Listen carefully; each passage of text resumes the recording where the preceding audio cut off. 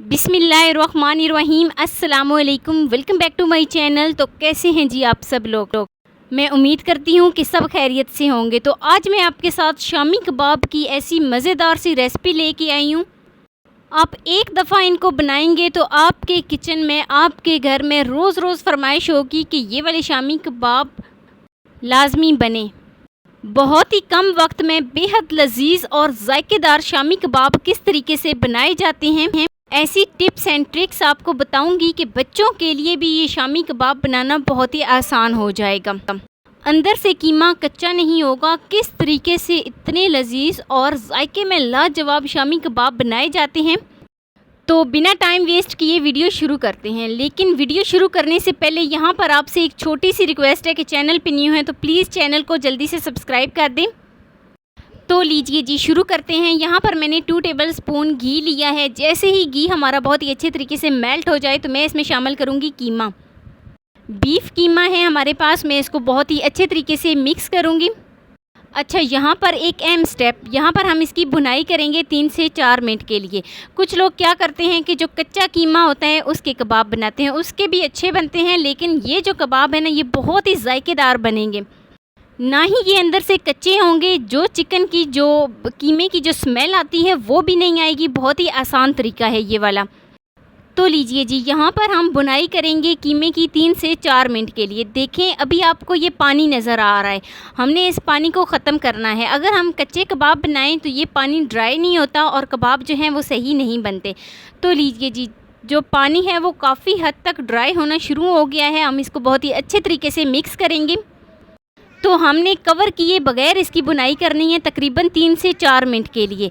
यहाँ पर हमने इसको कवर नहीं करना। इससे क्या होगा कि जो कीमे के अंदर स्मेल है वो बहुत ही अच्छे तरीके से रिमूव हो जाएगी। तो लीजिए जी, पानी जो था वो सारा ड्राई हो गया है। आप देख सकती हैं, आपको इसमें कोई भी पानी वगैरह नज़र नहीं आ रहा। अच्छे तरीके से मिक्स करेंगे और अब मैं इसमें शामिल करूंगी एक मीडियम साइज़ का प्याज। प्याज को मैंने फाइनल चॉप कर लिया था इस तरीके से। तो अब मैं इसमें प्याज शामिल करूंगी, बहुत ही अच्छे तरीके से मिक्स करूंगी। तो 1 से 2 मिनट के लिए हम इसकी बुनाई करेंगे ताकि जो हमने इसमें प्याज शामिल किया है उसका कच्चापन जो है वो ख़त्म हो जाए। तो देखें, 1 से 2 मिनट बुनाई करने के बाद और अच्छे तरीके से मिक्स करने के बाद मैं इसमें शामिल करूंगी 1 से 2 अदद हरी मिर्च। और हरी मिर्च को शामिल करने के बाद मैं बहुत ही अच्छे तरीके से इसको मिक्स कर लूँगी। तो अब बारी आती है मसाले शामिल करने की। हाफ़ टी स्पून में इसमें सुरख मिर्च शामिल करूंगी और सुरख मिर्च शामिल करने के बाद हाफ़ टी स्पून में इसमें धनिया पाउडर शामिल करूंगी और हाफ़ टी स्पून इसमें मैं नमक शामिल करूंगी। हाफ़ टी स्पून ही मैं इसमें हल्दी शामिल करूंगी और बहुत ही अच्छे तरीके से मिक्स करूंगी। इतना हमने इसको पकाना है 3 से 4 मिनट के लिए ताकि जो हमने इसमें मसाले शामिल किए हैं वो बहुत ही अच्छे तरीके से मिक्स हो जाएँ। तो यहाँ पर मैं इसकी भुनाई करूँगी बहुत ही अच्छे तरीके से 2 से 3 मिनट के लिए ताकि मसालों का कच्चापन ख़त्म हो जाए।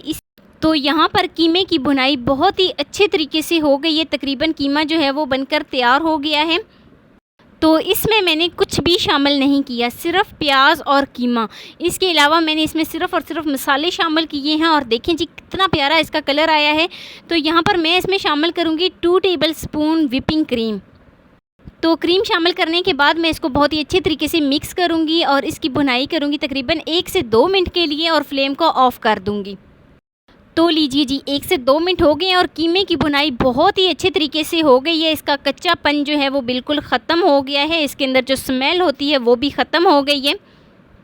तो अब मैं फ्लेम को ऑफ़ कर देती हूँ और चलते हैं जी नेक्स्ट स्टेप की तरफ। बहुत ही प्यारा सा, बहुत ही खूबसूरत सा कीमे का जो कलर है वो आया है। तो अब मैं इसको एक अलग बर्तन में निकाल लेती हूँ।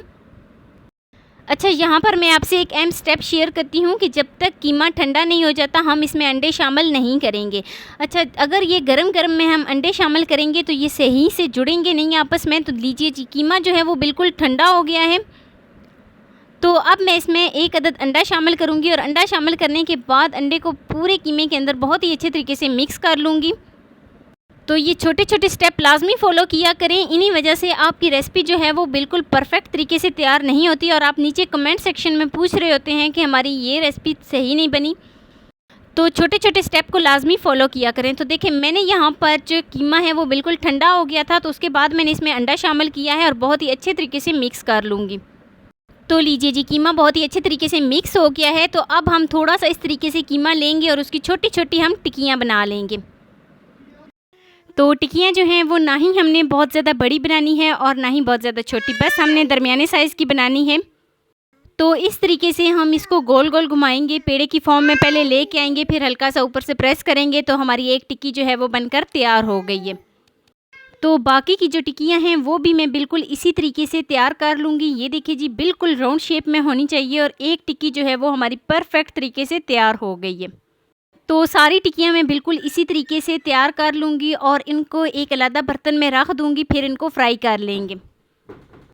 अगर आपको टिक्कियाँ बनाने में थोड़ी सी मुश्किल हो रही है, हाथों के साथ कीमा जो है वो चिपक रहा है, तो आप क्या करें कि थोड़ा सा घी या ऑयल जो है वो हाथों पे लगा लें, तो वो हाथों के साथ नहीं चिपकेंगी, आप बहुत ही आसानी के साथ बना लेंगे। तो सारी टिक्कियाँ जो हैं वो मैंने तैयार कर ली हैं और ऑयल जो है वो हमारा गर्म हो गया है। तो अब मैं इनको फ्राई कर लेती हूँ। एक एक करके मैं सारी टिक्कियाँ इसमें डालूँगी। तो सारे कबाब जो हैं वो मैंने घी में शामिल कर दिए हैं। तो देखें, यहाँ पर घी जो है वो बहुत ज़्यादा गर्म नहीं है, बस लो टू मीडियम फ्लेम है।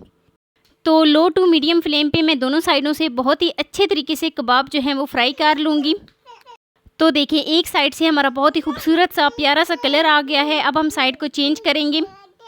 बहुत ज़्यादा आपने इनको फ्राई नहीं करना, क्योंकि हम कीमे को पहले ही जो है उसको पका चुके हैं, बहुत ही अच्छे तरीके से हमने उसकी बुनाई की है।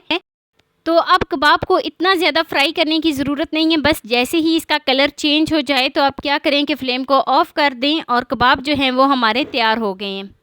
तो दोनों साइडों से मैं बहुत ही अच्छे तरीके से इनको पका लेती हूँ, ताकि दोनों साइडों से बहुत ही खूबसूरत सा इसका कलर आ जाए। तो देखें, कबाब जो हैं वो हमारे दोनों साइडों से बहुत ही अच्छे तरीके से फ्राई हो गए हैं। तो जो कबाब फ्राई हो गए हैं उनको मैं एक प्लेट में निकाल लेती हूँ।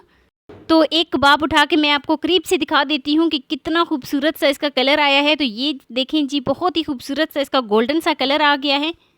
तो मैं इनको एक प्लेट में निकाल लेती हूँ और प्लेट में निकालने के बाद हमारे बहुत ही मज़ेदार से शामी कबाब जो हैं वो बनकर तैयार हो गए हैं।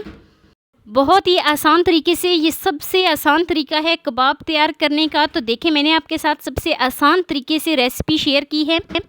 तो मैं सर्व कर लेती हूँ और मैं आपको इसकी फ़ाइनल लुक दिखाती हूँ। तो ये देखें जी, ये है जी इसकी फ़ाइनल लुक। मैं उम्मीद करती हूँ कि मेरी आपको आज की वीडियो पसंद आई होगी।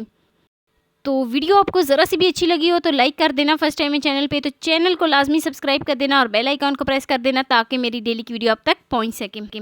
दोस्तों के साथ, रिश्तेदारों के साथ शेयर लाजमी करना और मुझे एक प्यारा सा खूबसूरत सा फीडबैक लाजमी देना कि मेरी आपको आज की वीडियो कैसी लगी। तो चैनल पे ज़रूर विज़िट करना। मेरे चैनल पे आपको हर किस्म की वीडियो मिलेगी। आलू की टिक्की, चिकन रोल, रोल पराठा, कचौरी, रोल किस तरीके से तैयार की जाती है। तो मिलते हैं नेक्स्ट वीडियो में एक नई रेसिपी के साथ। अपना बहुत सारा ख्याल रखना। अल्लाह हाफिज़।